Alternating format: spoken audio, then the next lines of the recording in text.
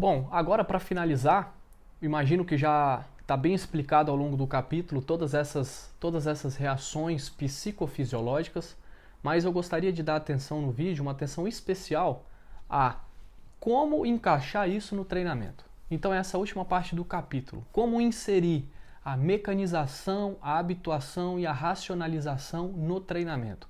São essas três formas de melhor preparar o policial, o aluno, o atirador, para responder melhor a essas situações. Então, vamos falar de mais alguns exemplos. Talvez não fique perfeitamente compreendido no texto.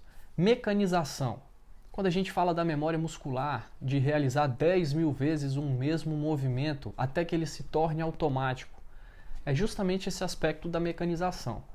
Então, se a gente tem um armamento, por exemplo, em uma posição na nossa cintura, no porte velado, e a gente há anos realiza quase diariamente treinamento de saque dessa arma com esse coldre nessa posição na cintura, esse movimento ele já foi repetido tantas vezes que o processamento de informações e os comandos neurológicos, vamos dizer assim, do nosso sistema nervoso, para fazer com que o nosso braço, a nossa mão se movimente e saque essa arma, eles passam a utilizar vias distintas. A gente passa a fazer isso de maneira automática. Isso seria a mecanização. O que significa dizer? Significa que se eu estou nervoso, ou se eu tenho que fazer isso em um susto, ou se eu tenho que fazer isso no escuro, ou se eu preciso fazer isso da forma mais rápida possível, eu ainda vou conseguir fazer um bom movimento, porque o movimento já está automatizado pelo meu corpo. Isso seria a mecanização. Realizar o maior número possível de repetições de um determinado movimento ou técnica para que ela se torne natural, para que a gente não precise pensar no que está fazendo. Ela vai sendo feita automaticamente. Aí a gente fala depois em habituação. Exemplos da habituação. Quando a gente passa por uma situação a primeira vez, é diferente de quando a gente passa pela segunda, pela terceira, pela quarta.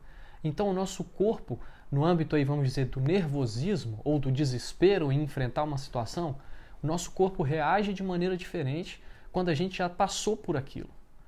Então, por exemplo, um policial que já pegou um tipo de ocorrência várias vezes, quando ele pega pela milésima vez essa ocorrência, o cérebro dele já vai, vamos dizer assim, o sistema nervoso central dele já vai responder de maneira diferente, porque ele já está habituado com aquilo.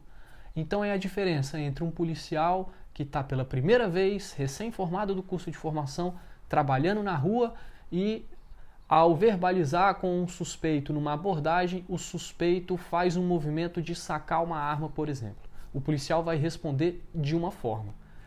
Depois esse policial já está há 10 anos trabalhando e já é a 10ª ou a 20ª vez que durante uma abordagem, quando ele verbaliza com o suspeito faz um movimento estranho de possível saque de uma arma e o policial já responde de maneira diferente. O corpo dele já está habituado com essa situação. Isso seria um exemplo básico, generalista, do que seria a habituação. Por fim, a gente tem racionalização. E a gente cita aí no texto a questão do briefing, do debriefing e da aula, da teoria em sala de aula. Racionalização é poder pensar melhor sobre o que a gente está fazendo antes de ir para uma determinada missão, uma determinada situação. Definir os nossos critérios de resposta, os nossos critérios de ação em briefings, em treinamentos, em sala de aula. É definir o que eu vou fazer se tal coisa acontecer. Pensar aquilo, racionalizar aquilo. Quando a gente faz isso, a gente também está otimizando as respostas do nosso sistema nervoso central. É como se a gente estivesse tentando quebrar a novidade antes de viver ela. A gente não viveu na prática, mas a gente coloca o nosso cérebro para funcionar, para simular como que a gente se comportaria em tal situação.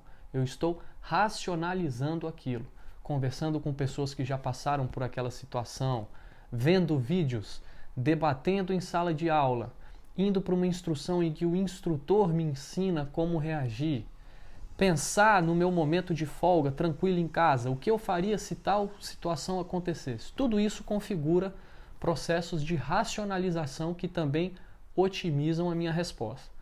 Agora, o mais importante de tudo, eu preciso, num treinamento, é isso que a gente foca no nosso método RCS, eu preciso desenvolver uma metodologia, um treinamento que seja capaz de inserir esses aspectos na execução dos exercícios.